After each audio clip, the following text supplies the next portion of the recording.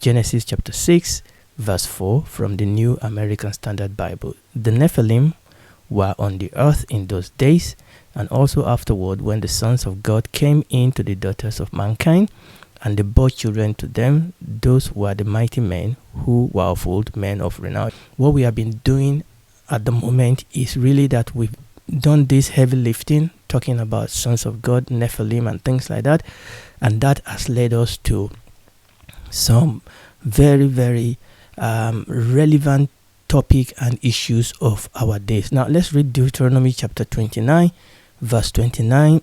That is from the New Living Translation. The Lord our God has secrets known to no one. We are not accountable for those. We are not accountable for them.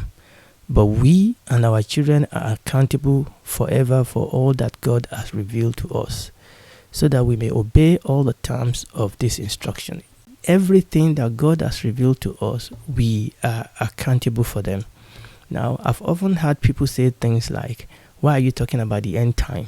Why are you talking about this and that? Listen, we are accountable for the totality of the revelation of the Bible. We are accountable for the totality of gospel revelation, okay?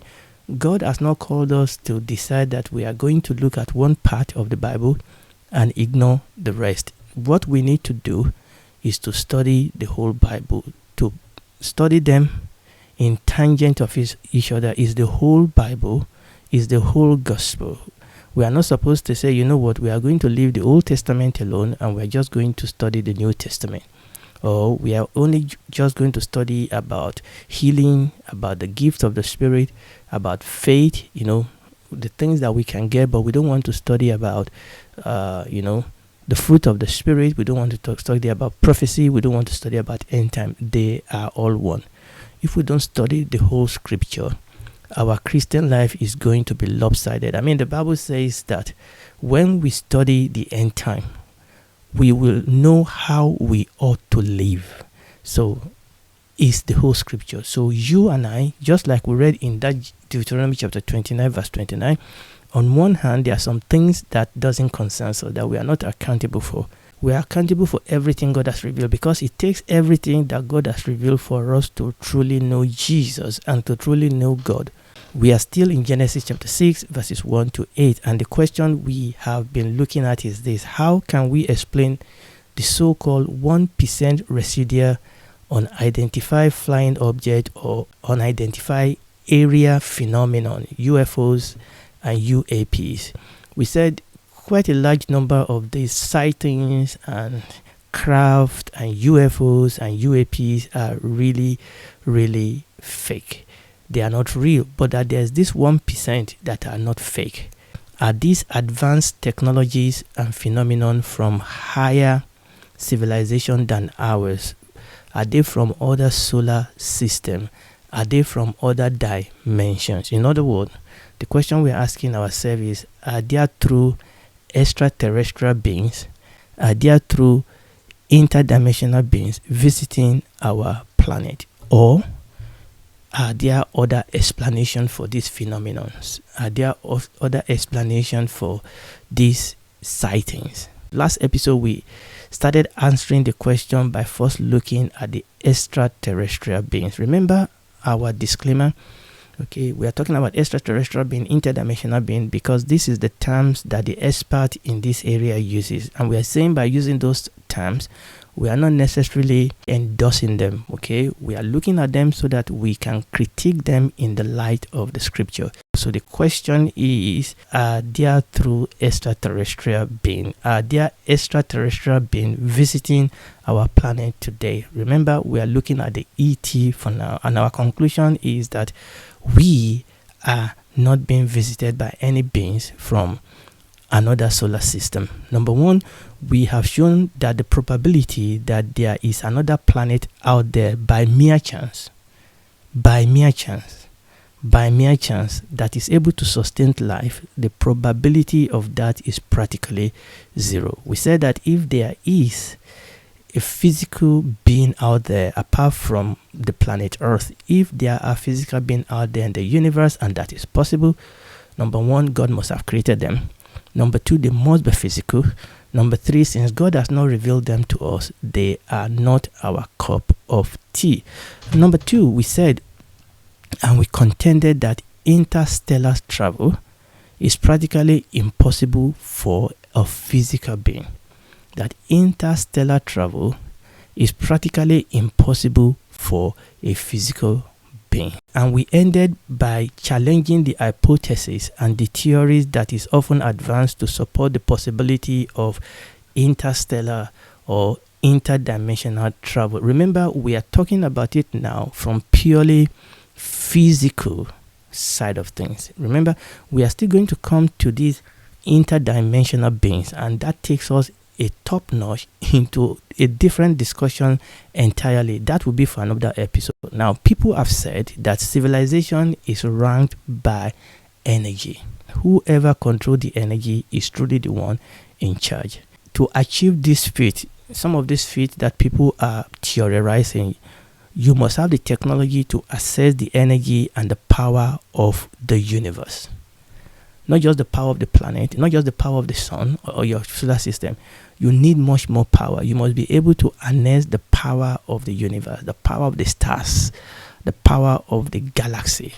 You must be able to harness that. This is mind-boggling type of energy. So the fact is that any civilization that can do that will simply be a divine civilization. Here we are talking about civilization of gods and goddesses. If there is truly a civilization that can harness this type of energy, then they will not be human. They will not be physical. They will be gods. They will be gods and goddesses. If it is true that such civilization actually happened, that takes us back to the Garden of Eden, because this was the same trick that the devil used on Eve. Genesis chapter 3 verses 1 to 7. Now the serpent was more subtle than any beast of the field which the Lord has made. And he said unto the woman, Yea, has God said, You shall not eat of every tree of the garden? And the woman said unto the serpent, We may eat of the fruit of the trees of the garden, but of the fruit of the trees which is in the midst of the garden, God has said, You shall not eat of it, neither shall you touch it, lest you die. And the serpent said unto the woman, You shall not die. The issue here is this fruit of the tree of the knowledge of good and evil. And the knowledge is not the problem. The issue here is that when we want to make the rule, when we want to call the shot, verse 5, For God does know, the devil say, that in the day you eat thereof, then your eyes shall be opened and you shall be gods. And this is the problem. A lot of these hypotheses, they think their eyes are open. They want to play God, and it's the same thing. Okay, this type of civilization that will make interstellar journey, they must be God's civilization. And that is the same thing that we are proposing today. It's the same thing that the devil tempted Eve with. And when the woman saw that the tree was good for food and was pleasant to the eyes, and a tree to be desired to make one wise, she took of the fruit thereof. And I'm amazed at how many people are deceived by the smooth presentation, and maybe because of the caliber of the people that present some of the theory. How many people are wowed? How many people are taken over by this hypothesis? They, just like Eve, they were deceived by this type of theories and hypothesis and presentation. But what happened to Eve? She took the fruit thereof, she ate it, she gave it to her husband. But what happened?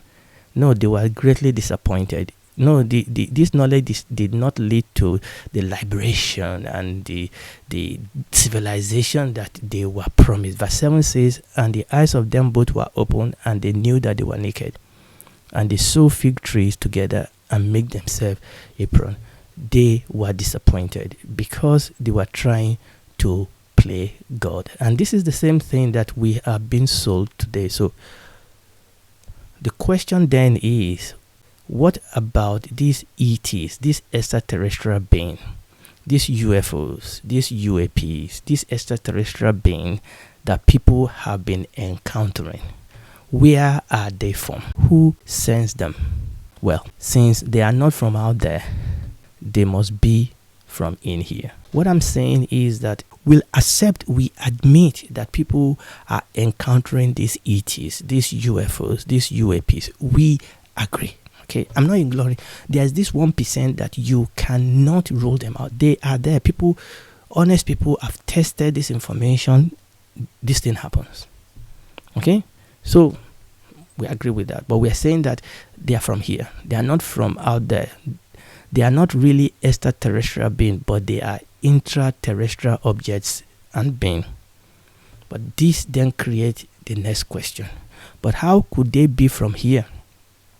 Because we said that they are using technologies that defies known law of physics. And if they use technology that we cannot explain within known knowledge of science, information, and technologies, how can you then say that they are here? Now, the key to answering this question is this word, known. Known. Okay? Yes, it is true that we cannot explain this object, we cannot explain this phenomenon by known laws of physics and technology. The question is, what if there are knowledge of physics and technology that are available on planet Earth today that is hidden from us? Let me explain by using some observation we have already outlined. I want to present a case here to show you that maybe, just maybe, there are things that are being kept away from the public. I'm going to go through some observations that we've done before because I want to put them together to try and explain this phenomenon. Number one, according to official sources, as of 2017, in America, there were almost 6,000 patents which were lawfully seized and kept secret under the Invention Secret Act. Now, these patents are inventions that people make, okay, that the government legally seized under the Invention Secret Act. And many countries have their own parallel of this same act, okay? And it is a known fact as of 2017 in America. Now multiply that by other country, developed country, and that was 2017. What about today? It is claimed by many. Now this is claimed. Some people have produced evidence for this. It is claimed by many that many of these inventions have broken new ground in science and technology in the area of energy, weaponry, transport, navigation, and communication. This breakthrough could have been highly profitable for the public, and I can go into area where people want to actually claim that some of the reason why some of these things are seized was because they are threat to some global powers, so to the powerful and the rich of this country, that if somebody created an invention where you actually don't need gas and oil and the energy that we are buying at exorbitant prices, if somebody actually creates something whereby we can run our car by mere water, what will that do to multinational, mega company, $1 trillion company? What will that do to such companies? And what would that sometimes do to the economic of some nations' economy will crash overnight if that becomes a public knowledge? What about things that people have created that can actually harness higher level of energy? Back to that. Many countries have programs with access to advanced technologies like this. America, China, Russia, Britain, just to mention a few. Germany, France. You can go on and on. Many of these developed countries have secret programs like this. Some of them that are so highly classified that even some of the president of some big nation didn't even have clearance to access some of this information. It is a known fact. Now, we don't know everything, but there are some things that have been declassified. There are some things that are out there in the public domain that when you remove all the, conspiracy theory and all the fake things, these things are real. Remember, I'm trying to explain here that if these UFOs and if these UAPs are not coming from outside, if I'm saying they're coming from here, how is that possible? It is possible because some of those technology that is necessary to build some of these things are here. Number two, it is also a known fact that technology that is made available to the public have often been secretly in use, usually by the government and usually by the military, for about 20 years before part of it are even made available to the public. That's enough fact. Okay, we are all raving about the internet and the mobile phone and AI and things like that. Government has been using these things secretly. This is a known fact. The military have been using a whole lot of these things before part of it are made available to the public. So you can only imagine what technologies are out there on the wrap that we know nothing about. Number 3, it is also a fact that the love of money is at the root of all evil, like the Bible tells us. The rich and the powerful will do anything to protect the geese that is laying the golden egg for them. I remember what I said, that some of this technology, if you made them available, it would threaten or even bankrupt a lot of these rich and powerful people that hold our world in their tentacles. It is a fact that selfishness is often found at the root of many of the suffering of our world today. If people are not selfish, if we love each other as we love ourselves, over 80% of the suffering of the world today will disappear overnight. And the remaining 20% we will solve within no time.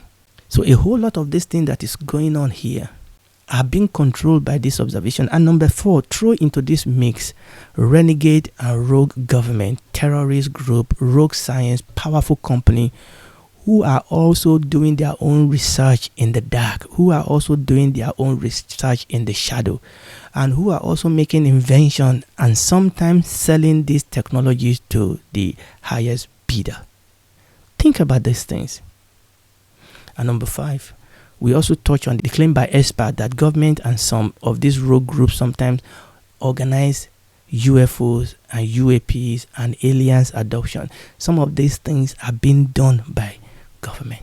So I've mentioned about 5 or 6 observations. When you put all these things together, you will actually see why it is possible that what we are saying are actually objects and phenomenon that are being created either by our own government or by other government or by other rogue group of people who are doing the same thing, that we are only discovering, we are only seeing what our government is doing in the dark, sometimes that they want us to see, sometimes that became accidentally exposed, okay, or sometimes it's our government actually discovering the things that other government or other group are doing. Now let me paint a plausible scenario and then we will stop today.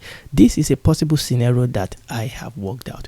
Okay, look at this UFO. This is the UFO that is being created by America, another one being created by China, another one being created by Russia, another one being created by South Korea, and the list can go on and on and on. Other group of government, I mean, we can talk about Japan, Iran, Canada, Germany, France, and other rogue government and terrorists and things. Can you imagine if everybody is doing their own thing, using this technology that are already here, that are not known to the public, that are not even known, that are, let me put it this way, that are only known to only few selected few, that programs that are going on, highly classified, in the dark. Can you imagine if everybody is working on this type of project? Okay, and they can actually use some of this thing. They can sometimes intentionally, because they want to keep this thing secret, open secret, okay, or because one country is sending this thing, and we've had situation. For example, we have situation where submarine of another country have made their way almost, almost close to other country. Some other flight flying into the air zone of some other people. Other countries that are creating these things are sending them as a recognizant or fact gathering and things like this are happening accidentally or intentionally. People are discovering what other people are doing. And what I'm saying is that we have the technology now to either produce some of these objects outrightly or to make people believe they are seeing bona fide UFOs or UAPs. This is my point. Okay, This is my point, that we have this capacity. Those technology are here. They are only known to few selected people. So I believe that the 1% residual UFOs are partially human-made UFOs and UAPs, made by and sent by shadow agency and government or other rogue or renegade group of inventors from all over the world. That these things are created using advanced technology that is currently being kept secret from the public. That will explain why this encounter appears to be strange and out of this world, because the technology they are using is not being made known. I mean, can you imagine if you come from somewhere dark side of the world where you never see electricity before, and then you are exposed to the wonders of the modern world? It will look like a magic to you. It will look like somebody that came from outside this world. What you didn't know is that there are technologies that makes these things happen. But having said all that, what we have seen so far, even though it answered a lot of the questions we have, but it does not completely explain all the 1% residual UFO. There seems to be more answer to this question. And that is where the second part of our answer comes in. The second part of the answer is these interdimensional beings. We have been talking about ET, and we're going to stop that now. What we are presenting so far doesn't answer all the questions. It answers most of the question, but the second part to this question is these interdimensional beings. Are there interdimensional beings?